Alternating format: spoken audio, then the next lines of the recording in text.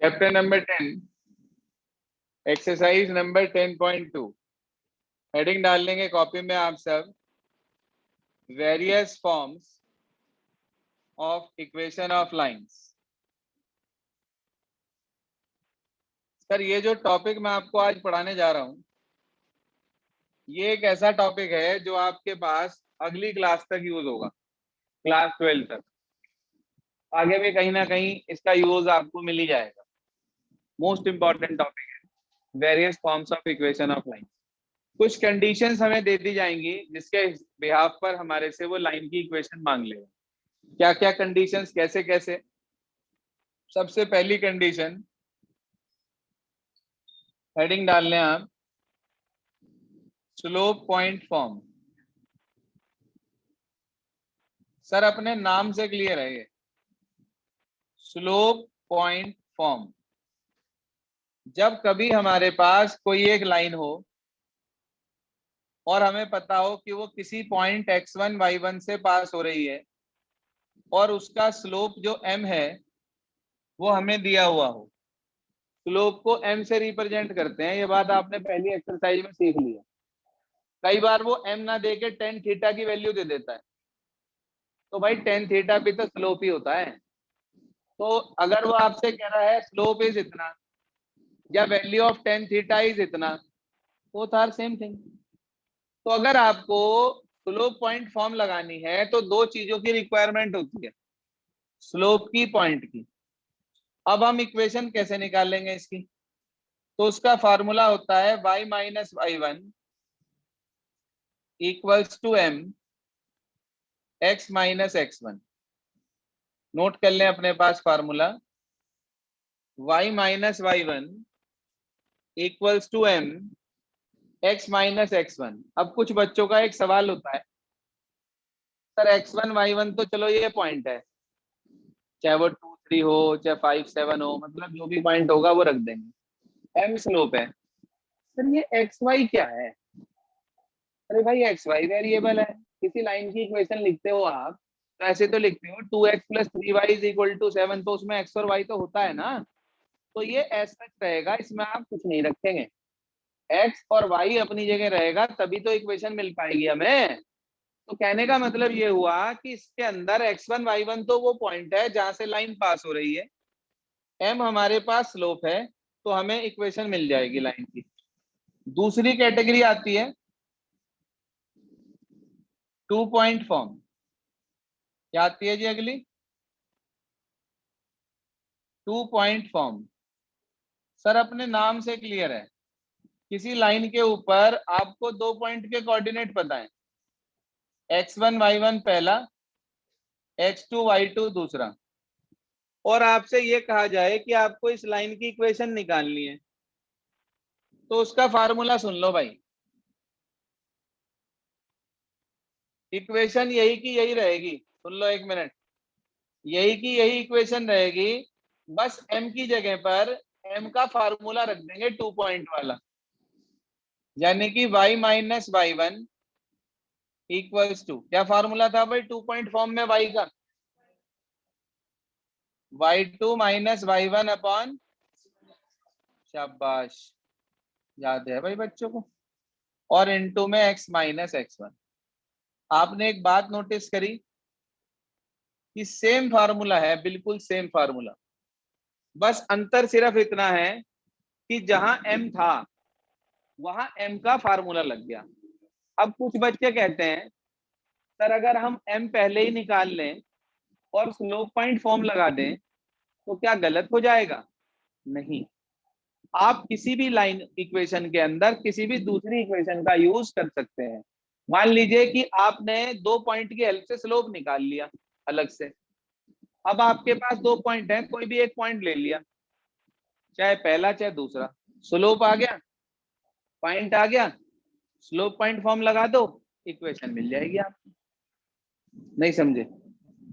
आसान है बिल्कुल। अभी क्वेश्चन बताऊंगा, क्लियर हो जाएगा। आगे चलते हैं। इसके बाद अगला है स्लोप इंटरसेप्ट फॉर्म। कौन सा है भाई? Slope intercept form. इसमें दो कैटेगरी आती है।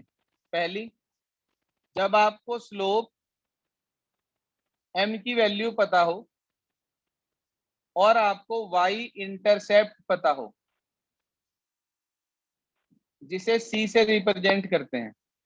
अब कुछ बच्चे कहते हैं सर ये इंटरसेप्ट क्या बला है, हमारी समझ में तो आनी नहीं। अरे भाई, कोई भी लाइन अगर जा रही है तो वो वाई एक्सिस को ओरिजिन से कितना ऊपर या कितना नीचे कट कर रही है, उस डिस्टेंस को हम सी कहते हैं, उसको बोलते हैं वाई इंटरसेप्ट। और स्लोप पता है इसका। तो अगर आपको स्लोप पता है और वाई इंटरसेप्ट यानी कि सी की वैल्यू पता है, तो आप इक्वेशन लगा सकते हैं इसके अंदर, y is equals to m x plus c. अब कुछ बच्चों का ये कहना होता है, सर यदि हम भूल गए यदि हम भूल गए और हमें याद ना आई y is equal to m x plus c भी कोई इक्वेशन होती है, तो हम क्या करेंगे?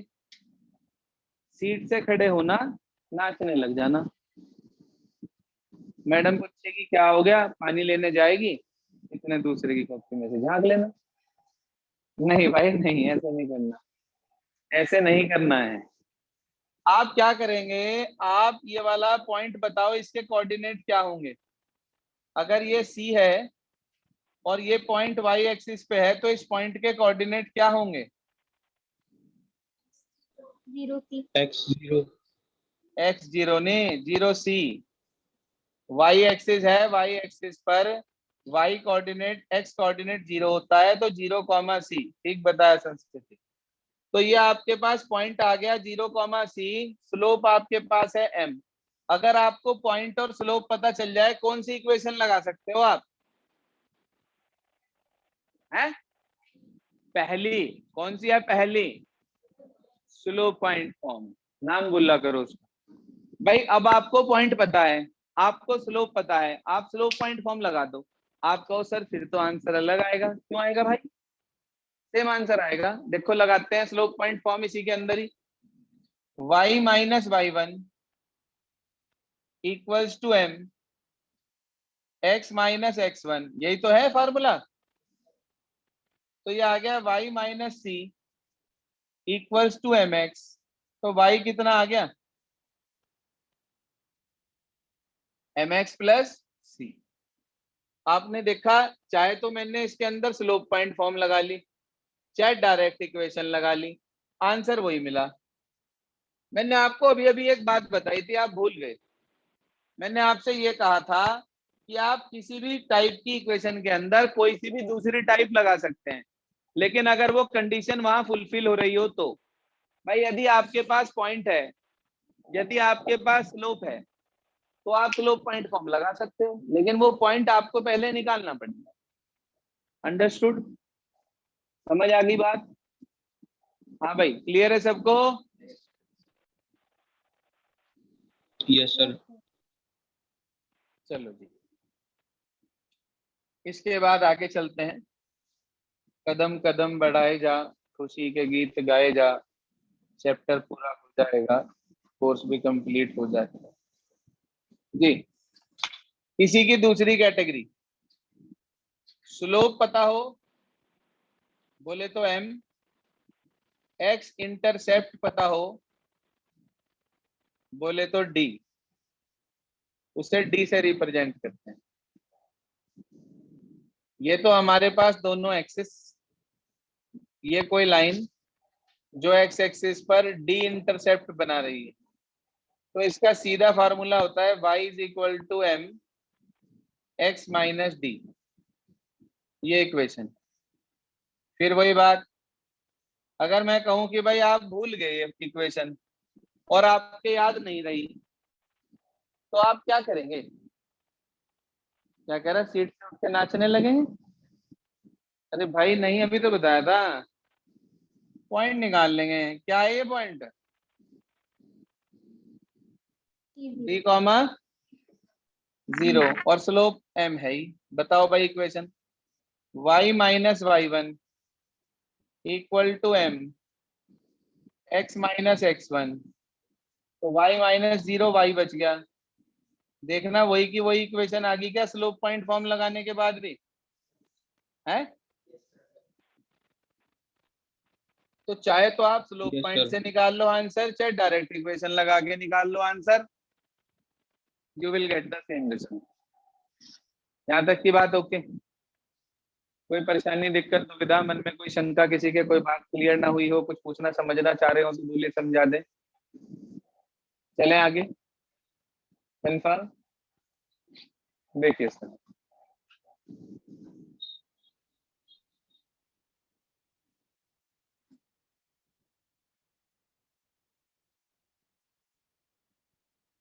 भाई जो बच्चे ऑनलाइन मौजूद हैं या बाद में रिकॉर्डेड क्लास देख रहे हैं और मुजफ्फरनगर शहर को बिलोंग कर रहे हैं, वो कोशिश करें भाई कि आए रेगुलर, क्योंकि घर बैठ के पढ़ाई नहीं होती, ना आप पढ़ पाते रेगुलर, ना कंसंट्रेशन बन पाता, तो इसलिए कोशिश करें कि आए।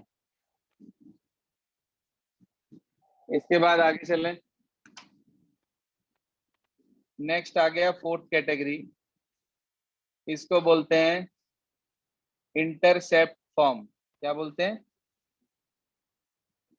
Intercept form. सर अपने नाम से क्लियर है, जिसमें लाइन के दोनों इंटरसेप्ट पता हो, मतलब एक्स इंटरसेप्ट भी और वाई इंटरसेप्ट भी, दोनों इंटरसेप्ट पता होते हैं तो एक्स को ए, वाई को बी कह सकते हैं। आप चाहो तो सी और डी भी ले सकते हो, गलत नहीं होगा, रिप्रेजेंटेशन कुछ भी ले सकते हैं आप। हाँ भाई, इसकी इक्वेशन का formula x upon x intercept plus y upon y intercept और इक्वल्स टू 1, मतलब x upon a plus y upon b equals to 1। ये आ गया सर।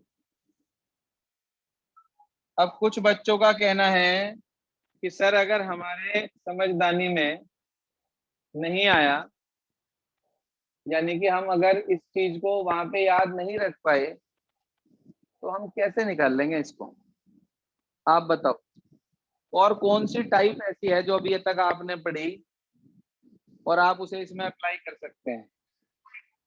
2 पॉइंट फॉर्म, बिल्कुल ठीक बात। 2 पॉइंट फॉर्म भी लगा सकते हैं, स्लोप पॉइंट फॉर्म भी लगा सकते हैं, स्लोप इंटरसेप्ट फॉर्म भी लगा सकते हैं, कोई सी भी लगा सकते हैं जो आपका जी करे। स्लोप निकल जाएगा 2 पॉइंट की हेल्प से और उठा के आप लगा सकते हो कोई सी भी इक्वेशन। आप कहो सर हमें करके दिखाओ, हमें आपकी बातों पे विश्वास नहीं हो रहा। नहीं हो रहा तो नहीं हो रहा, घर जाओ अपने। ये भाई 0b और ये a0, कोई बात नहीं, सॉल्व करके दिखा दे रहे। ध्यान दीजिए, हम 2 पॉइंट फॉर्म लगा रहे इन दोनों पॉइंट की हेल्प से। y माइनस y1, इसे x1 y1 ले रहा हूं, इसे x2 y2, y minus y1 equals to, बोलो भाई, y2 minus y1 upon x2 minus x1 और इंटू x माइनस x1। देखना यही आएगा क्या? हाँ भाई, यही बैठेगा।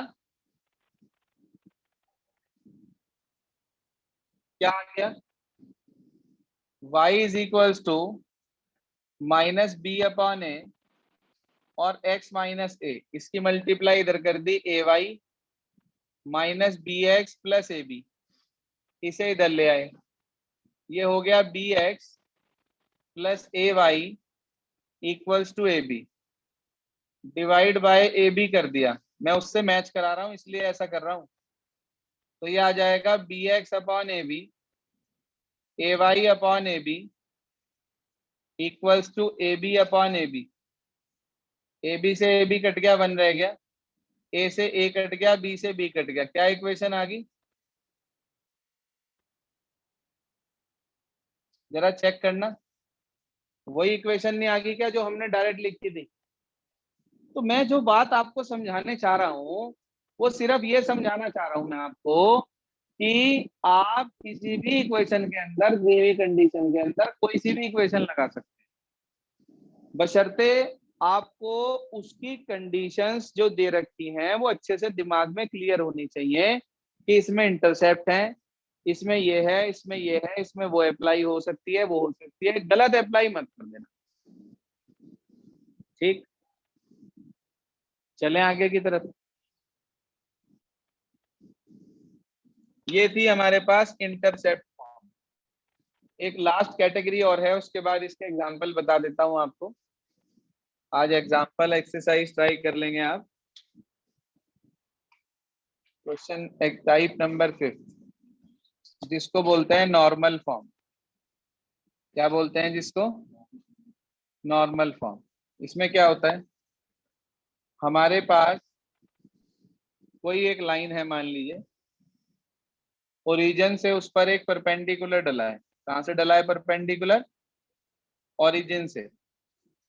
और उस परपेंडिकुलर की लेंथ p है मान लीजिए, और उस परपेंडिकुलर का जो एंगल है positive direction of x axis के साथ एंटी क्लॉकवाइज डायरेक्शन में, वो ओमेगा है, W की तरह बनता है, इसे ओमेगा बोलते हैं, ओमेगा। तो इसकी इक्वेशन होती है x cos omega plus y sin omega equals to p।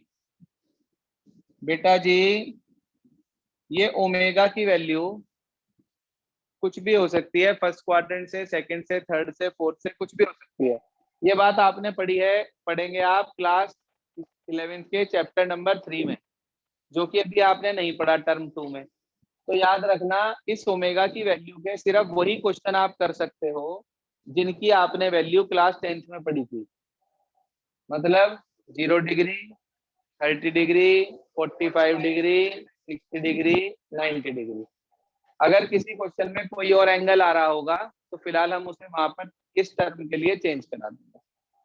ठीक है जी, देख सकते हैं आप एग्जांपल 11 है आपकी बुक के अंदर। एक्सरसाइज से ठीक पहले एग्जांपल 11 मौजूद है, उसके अंदर आपको perpendicular distance from the origin की वैल्यू तो 4 दे रखी क्या, और angle made by the perpendicular with the positive direction of x axis in anti clockwise direction दे रखा 15 डिग्री।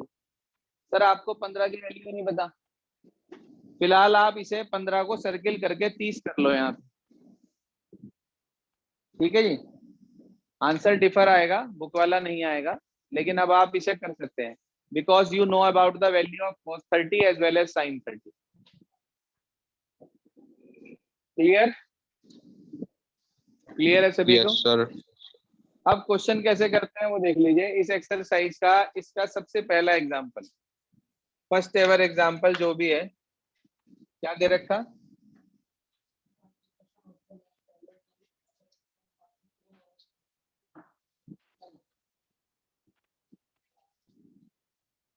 सर उसने आपसे ये कहा, फर्स्ट कैटेगरी एग्जांपल कौन सा है? 6। कह रहा है एक पॉइंट है -2,3। कह रहा है वहां से पास होने वाली दो लाइनों की इक्वेशन बतानी है, जो एक तो हो y एक्सिस के, x एक्सिस के पैरेलल, और एक हो y एक्सिस के पैरेलल। यार ये क्वेश्चन ना बेसिकली क्लास 9th का है। कोई भी लाइन, हाँ जी, कोई भी लाइन जो y एक्सिस के पैरेलल होती है उसकी इक्वेशन होती है x is equal to constant. तो x इक्वल्स टू -2 कौन सी लाइन है? पैरेलल टू किसके? y एक्सिस के, क्योंकि वो x के -2 से पास हो रही, देख लो। और ये लाइन जो x एक्सिस के पैरेलल है वो y के कहां से पास हो रही? तो y equal to 3 is the equation of line parallel to किसके? X axis. x axis. बस इतनी सी लाइन लिखनी है इसमें। ये टॉपिक आपको इसलिए नोट नहीं कराया because it is of class 9। Single variable lines हमेशा हॉरिजॉन्टल या वर्टिकल होती हैं। याद रखना, single variable lines are always either horizontal और vertical. x is equal to जितनी भी होंगी वो सब वर्टिकल होंगी, और y इज इक्वल टू जितनी भी होंगी वो सब हॉरिजॉन्टल होंगी x एक्सिस के पर। जरा एग्जांपल नंबर 7 पे नजर डालना इसके बाद। ये तो सिंपल था, 6 इसमें कुछ नहीं था। कह रहा find the equation of line, slope दे रखा, पॉइंट दे रखा, कौन सी लगाओगे?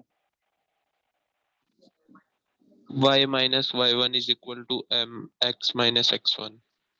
y minus y1 is equal to m x minus x1, यानी कि स्लोप पॉइंट फॉर्म लगा देंगे। अगले क्वेश्चन में आप देखो, अगले एग्जांपल नंबर 8 में 2 पॉइंट दे रखे, तो 2 पॉइंट फॉर्म लग जाएगी इसमें। अगला क्वेश्चन देखो इसके बाद, एग्जांपल नंबर 9 कह रहा है क्या दे रखा, वैल्यू ऑफ tan थीटा दे रखी हाफ। tan थीटा का मतलब किसकी वैल्यू दे रखी? स्लोप की।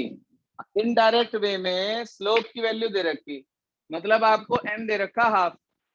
पहले पार्ट में कह रहा y इंटरसेप्ट इतना है, तो आपको y इंटरसेप्ट मिल गया, स्लोप मिल गया, इक्वेशन लगा दोगे कौन सी? y is equal to mx plus c. First part में तो ये लग जाएगी, c की वैल्यू दे रखी, m की वैल्यू दे रखी। सेकंड पार्ट में कह रहा x इंटरसेप्ट है, तो y is equal to m x minus D.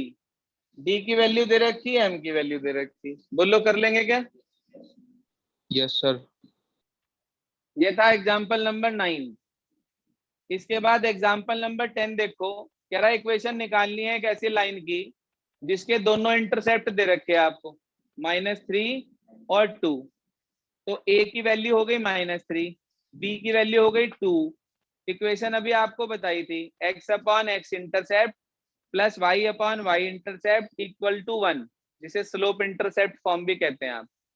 वो वाली लगा देना, एलसीएम लेके इक्वेशन आ जाएगी आपके पास। 11th अभी आपको बताई दिया मैंने साइड बाय साइड।